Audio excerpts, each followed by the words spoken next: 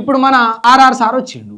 RR sir కూడా ఇప్పుడు అప్పులు ఉన్నాయి. ఈయనేం అప్పులు చేయలేదనుకో, ఈయన కూడా చేసిండు. బట్ కేసీఆర్ చేసిన అప్పులు ఉన్నాయి. ఇప్పుడు అప్పులకు మళ్ళీ తెలంగాణ ప్రజలు ఏం చేస్తుర్రు, పన్నులు కడుతుర్రు. కానీ పథకాలు గై మధ్యలో అప్పులు అవే అప్పులు. కేసీఆర్ ఉన్నప్పుడు గవే అప్పులు ఉన్నాయి, ఇప్పుడు నువ్వు వచ్చినప్పుడు గవే అప్పులు ఉన్నాయి. నువ్వు కడుతున్న అప్పులకు కిస్తులు ఎట్లా కట్టినామో ఇప్పుడు అప్పులకు రేవంత్ రెడ్డి గారు ఎట్ ద సేమ్ టైం మీ ప్రభుత్వం వచ్చినాక ఇంకా దరిద్రం ఏంది అనుకున్నావు. మళ్ళా నూనె మీద, ఉప్పు మీద, పప్పు మీద అన్నిటి మీద రేట్లు పెరిగినాయి.